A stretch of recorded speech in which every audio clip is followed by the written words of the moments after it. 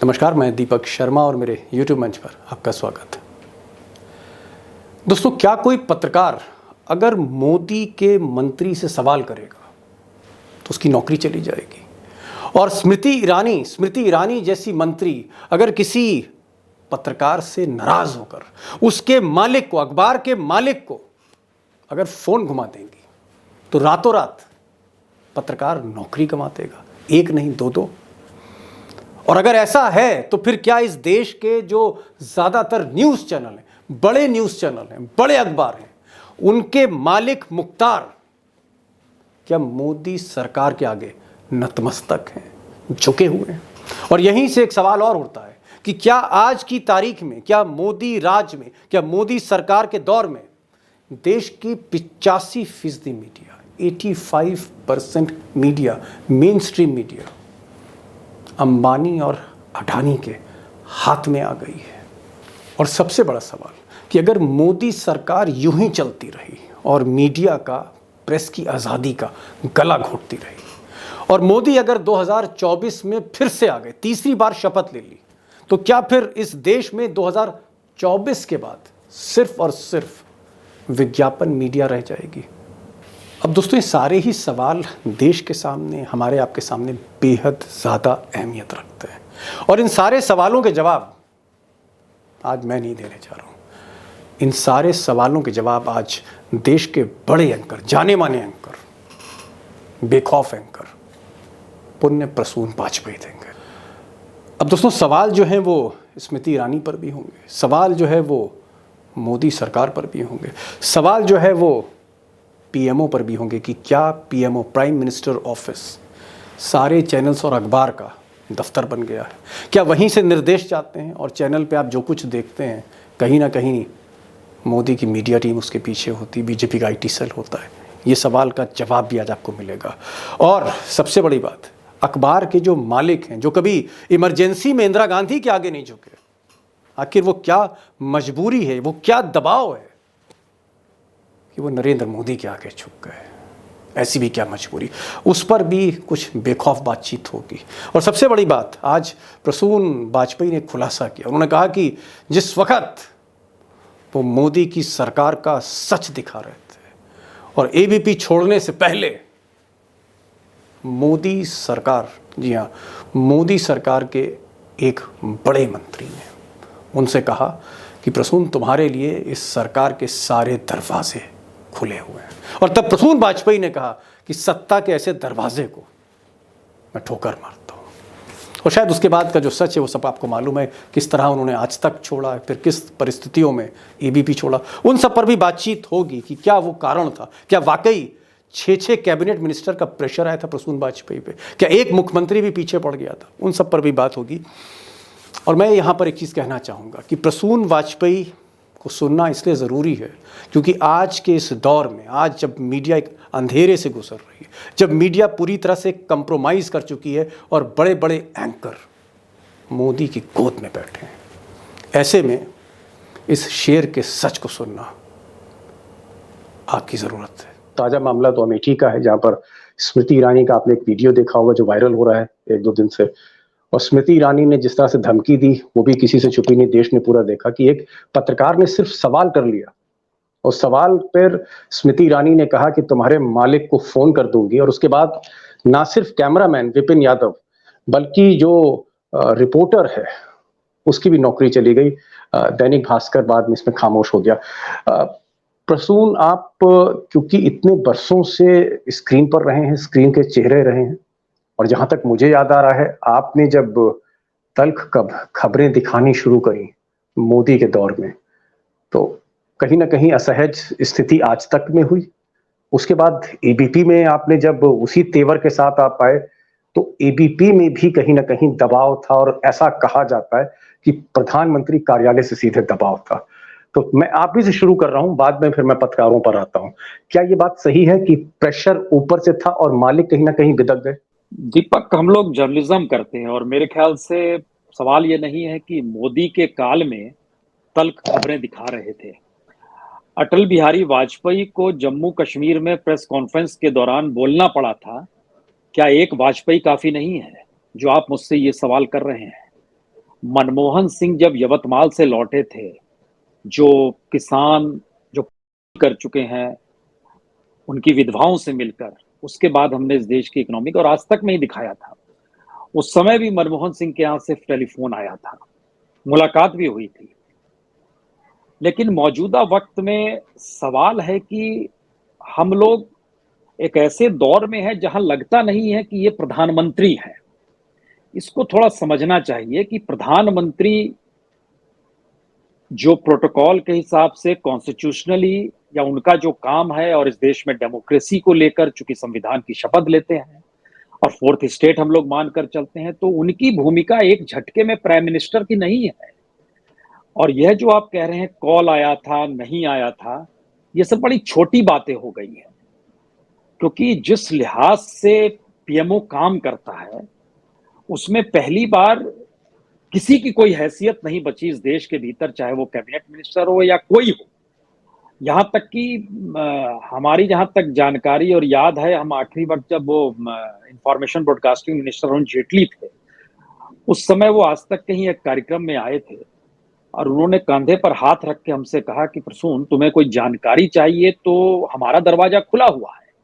और हमने उनसे सवाल किया कि अगर आपका दरवाजा खुला हुआ है तो फिर हम पत्रकार क्यों, वो जानकारी हम अपने तौर पर ले लेंगे।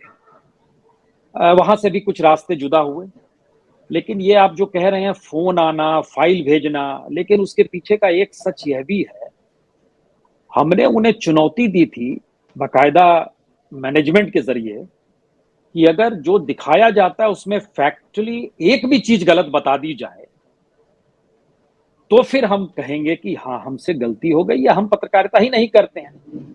और एक शब्द वो ये नहीं बता पाए, उस फाइल में लाल लकीर नहीं खींच पाए कि आपने कुछ गलत दिखाया। इसका मतलब है बहुत निगरानी की जाती है, लेकिन बौद्धिक स्तर और इस देश के भीतर में प्रधानमंत्री कार्यालय कैसे काम करना चाहिए, शायद इस दौर में ये समझ नहीं। लेकिन मेरा सवाल ये है कि जैसे मुझे जो याद आ रहा है, मैं रिकैप कर रहा हूं और आप बेहतर बता सकते हैं कि शायद छत्तीसगढ़ में किसी गरीब महिला से आप बात कर रहे थे और वो कह रही थी हाँ, हमको कुछ नहीं मिलता, शायद मनरेगा की कोई सरकारी स्कीम थी और वही आपने अपने चैनल में दिखाया था और उसके बाद काफी किरकिरी हुई थी प्रधानमंत्री मोदी की और शायद उसके बाद एक्शन हुआ था। अगर आप थोड़ा सा रिकैप करें दर्शकों के लिए, वो इंसिडेंट क्या था? नहीं, प्रधानमंत्री चूंकि लाइव टेलीकास्ट करते थे और बताते थे कि हम देश की किसानों से बातचीत कर रहे हैं, उसी सिलसिले में छत्तीसगढ़ के गांव की एक महिला से उन्होंने पूछा था, तुम्हारी आय दुगनी हो गई क्या? तो उसने बोला जी दुगनी हो गई। अब ये दुगनी शब्द, और वो दूरदर्शन पे दिखलाया जाता था जी, न्यूज चैनल वाले तो काटते नहीं थे, तो वो दिखलाया जाता था। लेकिन हम देख रहे थे, हमारे जहन में एक सवाल आया, जिस देश के भीतर में किसान को उत्पादन पे जो खर्च होता है, लागत ही नहीं मिल पाती है, वहां दुगनी आए। तब हमने उसकी छानबीन शुरुआत की और जानकारी यह मिली कि बाबू लोग यहाँ पर आए थे दिल्ली से और उन्होंने बताया था और ट्रेनिंग दी थी कि आपको ये कहना है, प्रधानमंत्री जी ये सवाल करेंगे। और ये सारी चीजें कैमरे पर थी कि पर कैसे वहां से लोग आए। वहां का जो पंचायत प्रमुख था उसने भी कह दिया हाँ, इस तरह से लोग आए थे। उसके बाद जब ये हमने दिखाया, वो फ्राइडे का दिन था, उसके बाद सैटरडे संडे में और उस इतना महिला ने हड़कंप। वो जो गरीब महिला थी उसने बोला कि हमारी आय कोई दुगनी नहीं हुई है हमसे, बल्कि नहीं नहीं, हम वो तो कई बार कहा दुगनी नहीं हुई है और कहा गया हमसे ये कहने के लिए, तो हमने कह दिया। उसके बाद 6 कैबिनेट मिनिस्टर और रमन सिंह मुख्यमंत्री सभी लग गए और सैटरडे संडे जो इस देश के भीतर में होते रहा, उसका असर सोमवार को ये था कि हम नेक्स्ट डे जब गए तो हमने उसी पे स्टोरी की कि आज सच जान ही लीजिए छत्तीसगढ़ का। और उसके बाद जो सारे फैक्ट्स थे, चाहे वो यूनाइटेड नेशन की रिपोर्ट हो, चाहे नीति आयोग की रिपोर्ट हो, चाहे छत्तीसगढ़ सरकार की रिपोर्ट हो, सब चीजों को सामने लाकर हमने बताया कि इस देश के 6 कैबिनेट मिनिस्टर और मुख्यमंत्री तक अगर प्रधानमंत्री के दबाव में सिर्फ ये कहने के लिए कि उनकी छवि बिगड़ रही है, तो फिर तो तौबा कीजिए इस देश के भीतर की जी परिस्थितियों से। जी। अ, अभी मैं स्मृति ईरानी पर आऊंगा क्योंकि स्मृति ईरानी ही एक ट्रिगर पॉइंट है जो अमेठी में भी हाल में घटना हुई जहां पर दैनिक भास्कर का एक स्ट्रिंगर को नौकरी से निकाल दिया गया और एक कैमरामैन था जो पेरोल पे नहीं था लेकिन कैमरामैन था, उसको भी कहीं ना कहीं नौकरी से हाथ धोना पड़ा। उस पर मैं आऊंगा, लेकिन एक सवाल है, क्योंकि आप हिंदुस्तान के टेलीविजन के, न्यूज टेलीविजन के आप एक प्रतीक रहे, और एक दो साल नहीं बरसों बरस रहे। क्या आपको लगता है कि आज के दौर की जो सरकार है, केंद्र सरकार है, क्या जो मुख्य चैनल हैं, चाहे जितने भी बड़े चैनल हैं मेन स्ट्रीम के, हिंदी चैनल, इंग्लिश चैनल, क्या प्राइम मिनिस्टर ऑफिस से इनको डिक्टेट जाता है कि आज आपको ये दिखाना है, आज आपको ये दिखाना है, और आज आपको ये छुपाना है? क्या वाकई इस तरह की व्यवस्था है? और क्या अगर ऐसी व्यवस्था है तो पहली बार देश को देखने में मिल रही है कि प्राइम मिनिस्टर ऑफिस ही एडिटोरियल ऑफिस हो गया चैनल्स का? अब ये सवाल आप 2017 में पूछ रहे होते तो सवाल था। उसके बाद तो सारी चीजें दीपक सामने आ चुकी है। 250 बच्चे काम करते हैं और संयोग से किसी दूसरे ग्रह से ये बच्चे नहीं आए हैं। बहुत सारे बच्चे बिहार के हैं, उत्तर प्रदेश के हैं, मध्य प्रदेश के हैं। ये सब जर्नलिस्ट बनने आए, यहाँ नौकरी नहीं मिली, सरकार ने नौकरी दी। इनका काम निगरानी का था, ये रिपोर्ट फाइल करते थे, पीआईबी रिपोर्ट जाती थी, वहां से पीएमओ में जाता है, वहां एक अंडर सेक्रेटरी लेवल का व्यक्ति बैठा है, वह पूरी रिपोर्ट तैयार करता है, वह रिपोर्ट आगे बतलाते हैं, और फिर आईटी सेल उसके बाद काम करना शुरू करता है इनका। तो इतनी बड़ी तादाद में एक पूरी की पूरी पाइपलाइन बिछाई हुई है कि निगरानी रखिए। और दूसरा जो आपका सवाल था, तो आपको ये समझना होगा कि इस देश के भीतर में क्यों इस देश के राष्ट्रीय न्यूज चैनल जब डिस्कशन करते हैं तो उनके पास एक ही मुद्दा होता है। आपने वैरायटी नहीं देखी होगी। अगर पाकिस्तान है तो फिर पाकिस्तान ही है, अगर हिंदुत्व है तो फिर हिंदुत्व ही है, सावरकर है तो सावरकर ही है। तो यह जो बताना और नहीं बताने का जो आप हिस्सा है, इससे सरकार अपने पॉलिटिकल कैनवास को कहीं ब्रश अप करती है कि हम इस मुद्दे को उभारना चाहते हैं, इसमें योगदान होना चाहिए आपका। तो योगदान के तौर तरीके यही होते हैं कि सुबह से लेके रात तक अगर आप सरकार के अनुकूल परिस्थितियों की लकीर खींचते चले जाइए तो अगले दिन तक आपके जहन में वही बस जाएगा। तो यह एक बड़ा सिस्टमेटिक कार्य है जो सरकार अपने तौर पर करती है, और ये छुपा हुआ अब नहीं है। देखिए, दो तरह के मालिक मुख्तार हैं अगर हम न्यूज चैनल की इंडस्ट्री देखें। एक तरफ तो जो प्योर बनिया है, जैसे अगर हम जी टीवी की बात करें तो सुभाष चंद्रा साहब जो थे वो बिजनेसमैन थे, और बिजनेसमैन के साथ वो न्यूज इंडस्ट्री में आए।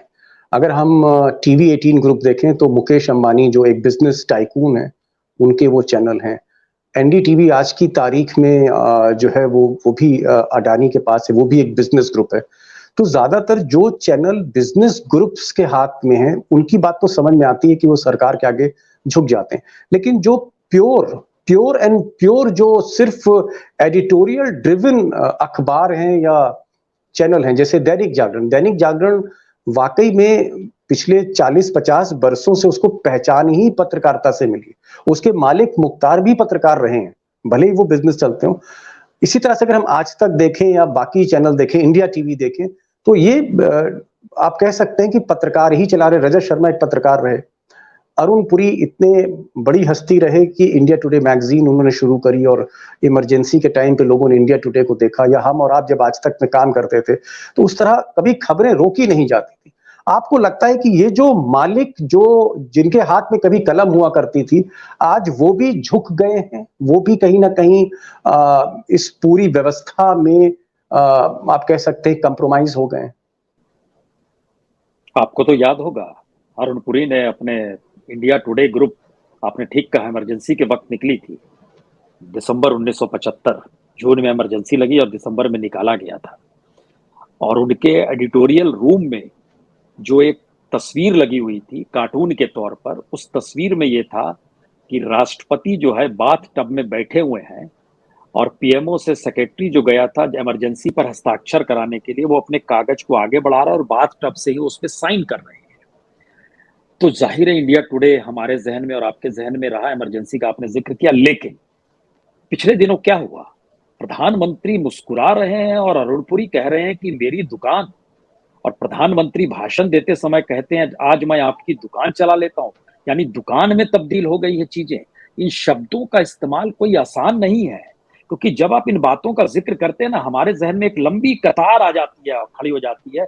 याद कीजिए मुलगांवकर इंडियन एक्सप्रेस के जब इमरजेंसी लगी थी, तो उस वक्त के information broadcasting minister Vidyacharan Shukla थे, उन्होंने बुलाया उनको वो वहां बैठे, जॉर्ज वर्गीस थे, वो बैठे हिंदुस्तान टाइम्स के, या फिर याद कीजिए टाइम्स ऑफ इंडिया के गिरिराज जैन थे, वो वहां पर बैठे हुए थे, स्टेट्समैन के निहाल सिंह थे, वो बैठे हुए थे, पेट्रियट के भी वहां पर थे, उस वक्त विश्वनाथ हुआ करते थे, और हेराल्ड के भी एडिटर चलपति राव, ये सभी लोग को बुलाया, और सभी लोगों ने, इमरजेंसी लग चुकी है, बावजूद इसके कह रहे थे ये आप क्या कर रहे हैं, ब्लैकआउट करते हैं, अखबार नहीं छापने देंगे, एडिटोरियल बदल देंगे, हम एडिटोरियल ही नहीं छापेंगे, अगले दिन ब्लैंक कर दिया। हम ये कह रहे हैं कि वो उस दौर की पीढ़ी निकलकर यहां आती है और प्रधानमंत्री बैठ के मुस्कुराते हैं और वो कहते हैं मेरी दुकान। दूसरी तरफ आप इस बात का जिक्र करते हैं तो सोचिए, हमने तो इनको भी बड़े करीब से देखा है, अर्णब गोस्वामी सोचिए भाषण दे रहे हैं और बता रहे हैं कि प्राइम मिनिस्टर आपका जो विजन है, आपका जो नेशनलिज्म है, हम उससे ओतप्रोत है और हमारी पूरी एडिटोरियल पॉलिसी उसी लाइन पे चलेगी। वो भाषण दे रहे हैं 10 मिनट तक और प्रधानमंत्री मंद मंद मुस्कुरा रहे हैं।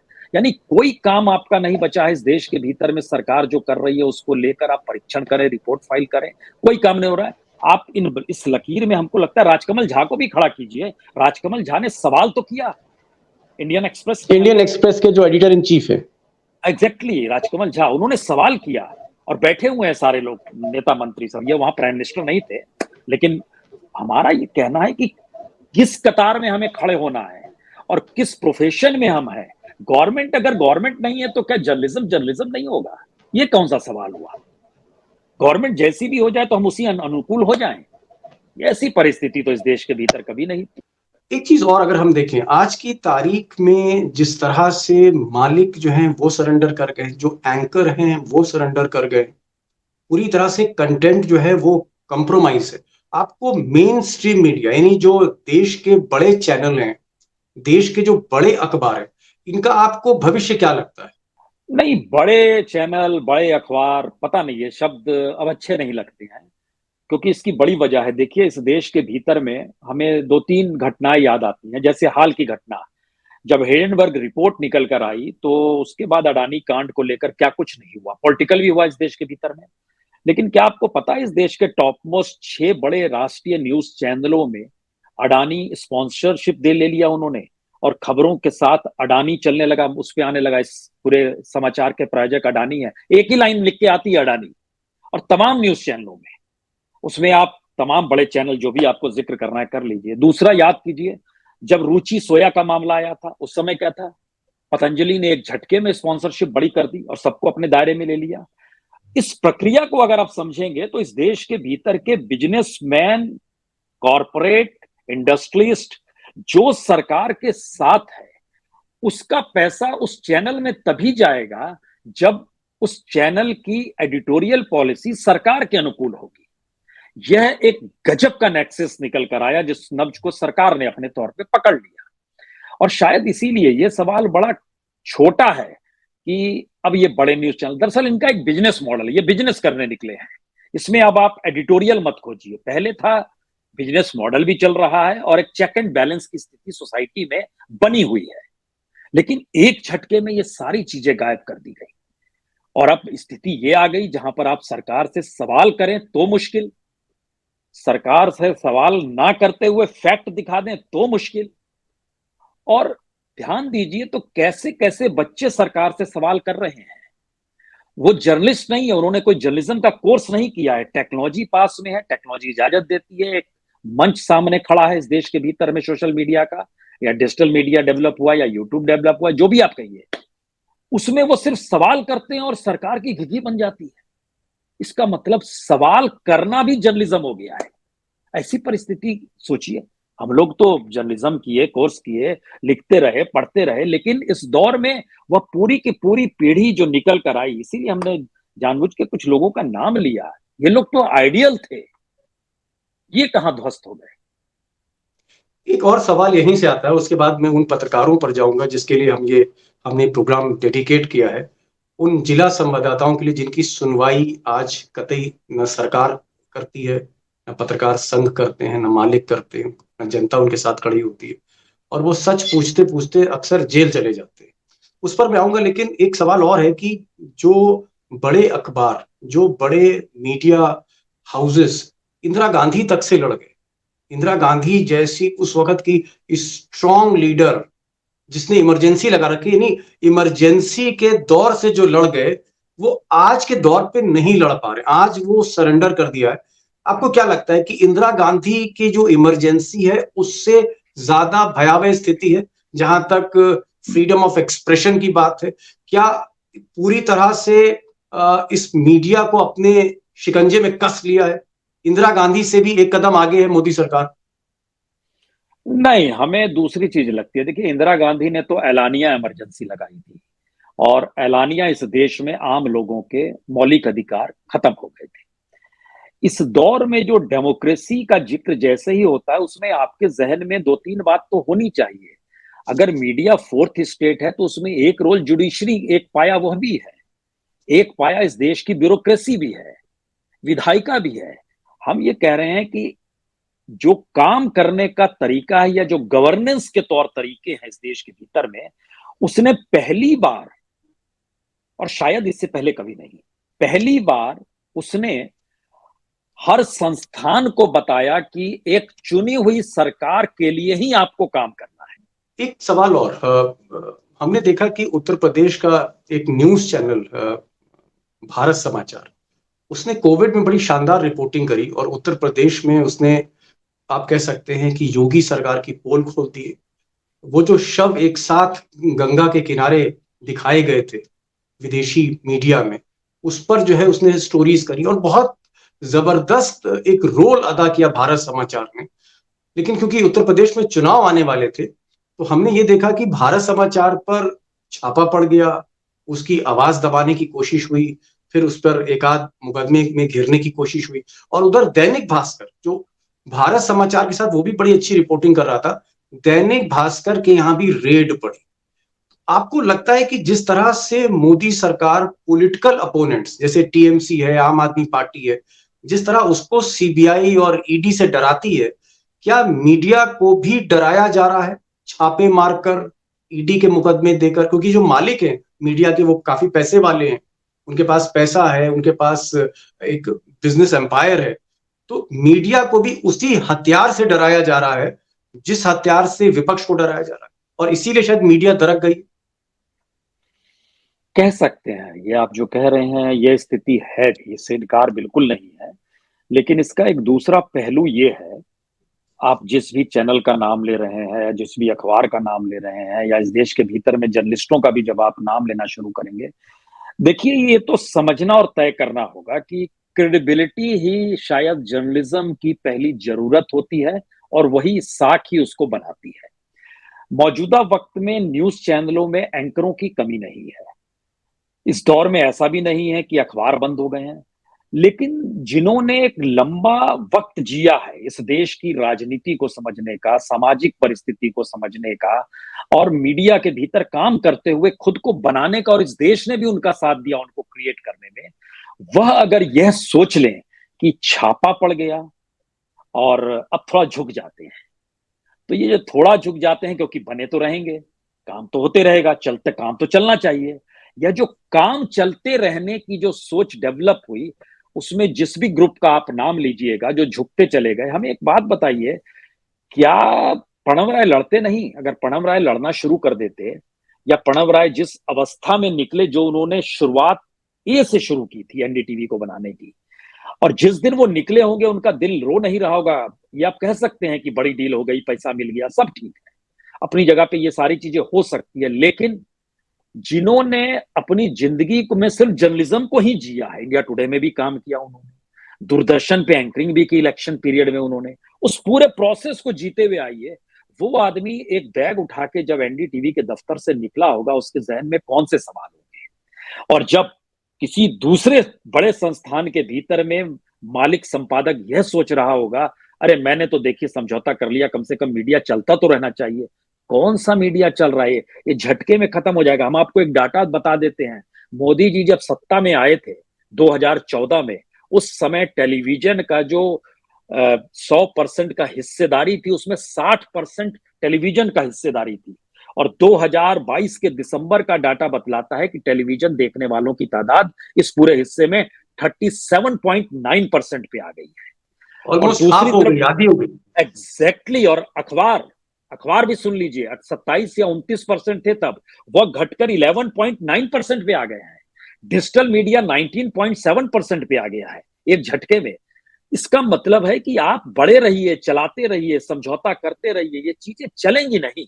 और जिस दिन चीजें ढहेंगी उस देश में, इस दौर में क्या होगा, शायद ये सोच सकते हैं लोग। खून के आंसू इस दौर में देख समझ रहे हैं।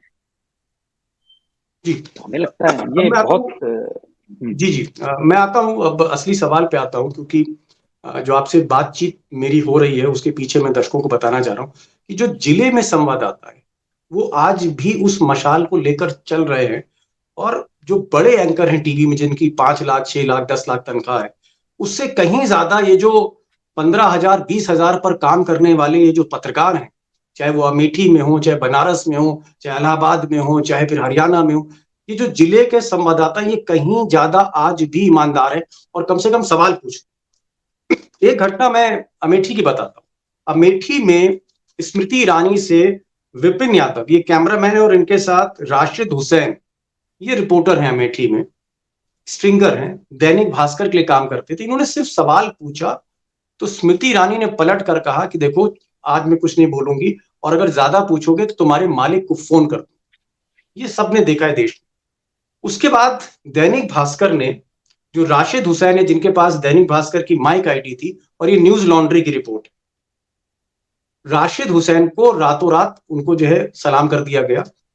और विपिन यादव बेचारे जो थोड़ी बहुत अपना रोजी रोटी कमाते थे, ये स्मृति ईरानी के गुस्से के आप कह सकते हैं शिकार हो गए। इस घटना में आपको जो मालिक हैं, जो मीडिया हाउस है, उनका रोल, और स्मृति ईरानी जो वुमेन एंड चाइल्ड जो सबसे सेंसिटिव मंत्रालय है ह्यूमैनिटी के इंडेक्स पर, उनका रोल कैसा लगता है? और क्या ये जो मोदी कर रहे हैं वही उनके मंत्री करने लगे हैं, वो रिफ्लेक्शन है? दीपक, मेरे ख्याल से इसमें हल्का सा परिवर्तन कीजिए जो आपका सवाल है। दरअसल स्मृति ईरानी से कोई सवाल नहीं पूछा गया था। जी हाँ, बाइट मांगी जा सवाल रही अगर थी। पूछ सिर्फ बोला गया था एक बाइट दे दीजिए। हमारे यहाँ का स्ट्रिंगर जो है, स्ट्रिंगर को रखा जाता है कि आप विज्ञापन जो लाएंगे उसमें कमीशन आपको दिया जाएगा, पैसा भी नहीं दिया जाता है। यानी रिपोर्ट वो अपने तौर पर, तो वो चाहता है कि मंत्री उसके इलाके में आया तो एक बाइट दे दे। अब आप सोचिए जरा, स्मृति ईरानी ने कहा उसके बाद उनसे जब बोला, बोली मैंने इससे पहले कि कह चुकी हूं पत्रकारों से सालोन में हम, तो उन्होंने कहा भाई वो सालोन विधानसभा है, ये जगदीशपुर है, ये अलग विधानसभा है। तो उन्होंने बोला क्या आप अलग कर देंगे, मैं अमेठी की सांसद और आप दोनों को अलग कर देंगे, ये आपको अधिकार नहीं है, पत्रकार होने को ये अधिकार नहीं दिया जाता है। आप कल्पना कर रहे हैं क्या कह रही हैं वो। और पत्रकार जो दोनों जगह पे भास्कर ने रखा हुआ है, वहां भी सालोन में भी रखा हुआ है, जगदीशपुर में भी रखा हुआ है, जो स्ट्रिंगर रखेगा तमाम अखबार के दफ्तरों में ऐसे रखा जाता है। अब इस दौर में उनसे सवाल पूछा जाता तो क्या होता, सिर्फ ये कल्पना की जा सकती है। जब बाइट देने पर इतना अहंकार कैसे हो सकता है। सवाल ये नहीं है ये मोदी की राह पर कोई है या नहीं है, कौन है ये लोग, आप ऐसे सोचिए कौन है ये। क्या इन्होंने ह्यूमन रिसोर्स मिनिस्ट्री में कोई ऐसा काम किया जो आज आप फख्र से कह सके, जबकि दिल्ली यूनिवर्सिटी के वीसी से झगड़ा हो गया था और उसके बाद इनको हटाया गया। कपड़ा मंत्रालय की क्या स्थिति हो गई सोचिए, दुनिया भर में कपड़ा एक्सपोर्ट होता था, किस स्थिति में आकर टिक गए।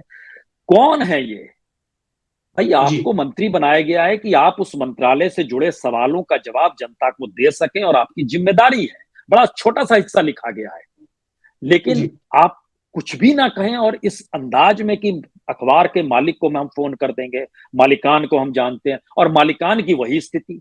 वो बकायदा जी। ट्विटर पे ट्वीट करते हैं और बताते हैं कि विपिन यादव हमारे यहाँ काम नहीं करते थे और देखिए ऐसा है। क्या मजाक बना रखा है इस देश के भीतर में। चलिए आप एक यानी दूसरी किसी घटना, प्रोफेशन को, हाँ एक दूसरी घटना, उस पर भी मैं आपकी प्रतिक्रिया लूंगा। एक और घटना उसके बाद है, दो घटनाएं। ये मुरादाबाद की घटना है। इसमें संजय राणा जो हैं ये एक यूट्यूब चैनल चलाते हैं।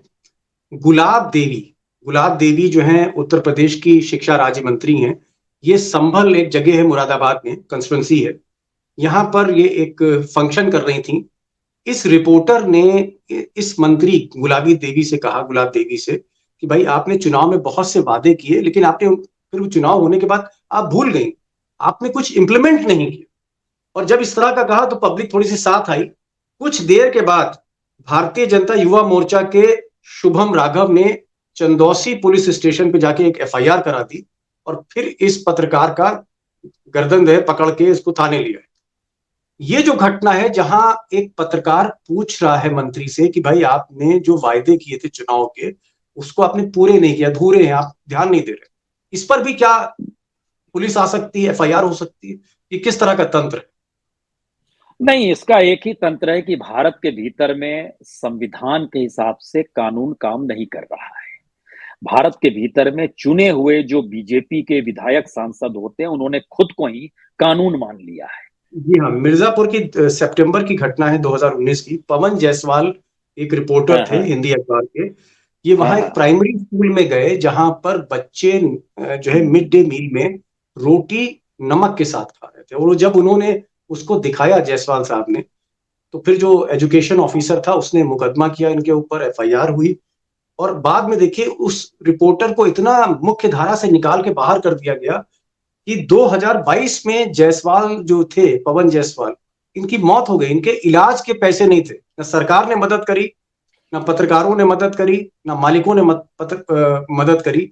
यानी जो पत्रकार सच दिखाना चाह रहा था उसकी इलाज में पैसे नहीं थे, आगे चल के 2 साल के बाद मौत हो गई। आप देखिए, इस घटना का जिक्र हम इसलिए भी चाहते थे आप करें, क्योंकि शायद ये भारत का एक अनूठा सच है जो बड़ा त्रासदीदायक है, जिसमें आपने नून रोटी का जिक्र किया। अब आप सोचिए एक सेकंड के लिए कि दिल्ली में इतने बड़े बड़े न्यूज चैनल काम कर रहे हैं, ना जाने कितना कितना पैसा सबको मिलता है। गरीबों के लिए प्रधानमंत्री ने ऐलान किया कि 5 किलो अनाज देंगे, तकरीबन 2 लाख करोड़ रुपया सालाना खर्च होगा। एफसीआई के जरिए जो लिस्ट जारी हुई उसमें पता चला कि इस देश के भीतर में एफसीआई गोडाउन से जो उठाना है अनाज, वो अनाज 16 राज्यों ने उठाया, लेकिन वह सिर्फ 42%। यानी अनाज भी नहीं उठ रहा। यानी इस देश के भीतर में गरीब कल्याण योजना के तहत भी घोटाला और घपला हो रहा है। अनाज भी नहीं मिल रहा है, अनाज उठाया नहीं जा रहा है स्टेट। हम ये कह रहे हैं कि जो राष्ट्रीय न्यूज चैनल है उनकी जब भूमिका खत्म हो गई, तब सोचिए हम लोग किस स्तर पर आकर इस देश के जर्नलिज्म के जरिए समझना चाह रहे हैं पत्रकारिता जीवित तो रहे। इसीलिए ये जो अलग अलग छोटी छोटी जगहों से जो उठा रहे हैं ना, इसीलिए कहते हैं कि भारत में पंचायत के जरिए ही डेमोक्रेसी को जीवित किया जाता है। और शायद ये कदम उस दिशा में बढ़ते हुए जा रहे हैं दीपक, क्योंकि जब छोटे छोटे स्तर पर ये सवाल उठने लगे और सरकार को उनके खिलाफ कार्रवाई अपने को बचाने के लिए करनी पड़े, इससे और दिल्ली में बैठकर आप रईसी के साथ, सरकार के साथ भोजन करें, गृह मंत्री भोजन पे बुलाएं और संपादक बैठ के उनके लजीज खाना खा रहा है, ये क्या मतलब है इसका? जी, समय हो रहा है। अंतिम सवाल मैं आपसे कर रहा हूं। वर्ल्ड फ्रीडम प्रेस इंडेक्स, और ये जो वर्ल्ड फ्रीडम प्रेस इंडेक्स है, ये प्रेस फ्रीडम का एक पैमाना तय करता है कि दुनिया में खबर करने की कितनी आजादी किन किन देशों में है। और भारत एकदम नीचे है, 161 पोजीशन पे है। गंभीर बात यह है कि 2019 में हमारे देश की जो इंडेक्स था, प्लान जो प्लेस थी, वो 140 थी, 140। 2020 में हम 142 पर आए, 2021 में हम 142 पर आए, 2022 में हम 150वें स्थान पर खड़े थे, और आज 2023 में हम 161वें स्थान पर खड़े हैं दुनिया में। हमसे कुछ पायदान नीचे चाइना है और आखिरी पायदान पे नॉर्थ कोरिया खड़ा है।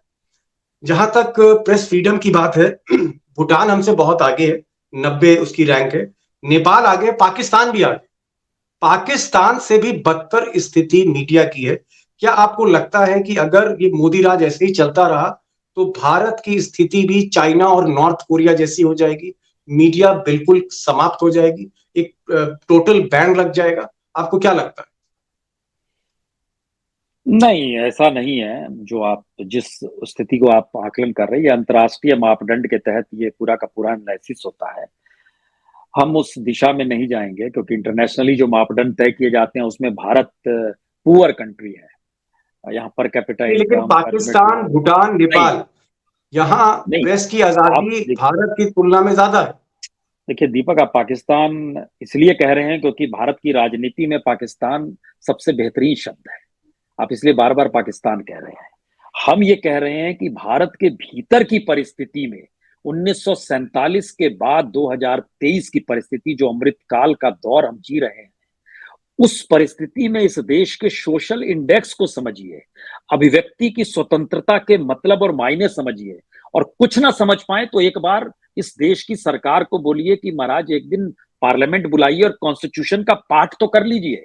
और उस कॉन्स्टिट्यूशन को पाठ करते वक्त हो सकता है ये 160 भी छोटा पड़ जाएगा, क्योंकि संविधान के तहत जो अधिकार दिए गए हैं 3 साल बैठकर मशक्कत करने के बाद इस देश के नागरिकों को, उसका जिक्र करते ही अगर आपके खिलाफ कार्रवाई हो जाती हो जो कॉन्स्टिट्यूशन में दर्ज है, इसलिए हम उस इंडेक्स पे जिक्र नहीं करते। हम तो कहते हैं एक बार प्राइम मिनिस्टर संविधान का पाठ तो कर लें और जरा पढ़ तो लें उसमें नागरिकों के अधिकार का जिक्र क्या लिखा गया है। मीडिया भी छोड़ दें एक क्षण के लिए। प्रसून जी, आप इस प्रोग्राम में आए, आपने रोशनी डाली और बहुत से ऐसे अंधेरे जो पत्रकारिता को लेकर घिरे हुए थे, उनको आपने छांटने की कोशिश आज करी है। ये पहली सीरीज है। मैं चाहूंगा कि मालिक मुख्तार जो टीवी चैनल के हैं, टीवी किस तरह से चलते हैं, प्राइम मिनिस्टर का किस तरह से इंस्ट्रक्शंस जाता है और किस तरह से मीडिया पूरी तरह से हाईजैक हो रही है और लोगों के आंखों में धूल झोंकी जा रही है। मैं चाहूंगा कि एक खोलकर फिर से बात होगी, क्योंकि आज हमने एक तत्कालिक ये स्प्रिंगर्स का मसला उठाया था। मुझे उम्मीद है कि आप इस चैनल पर एक बार फिर आएंगे। बहुत बहुत शुक्रिया आज आने का।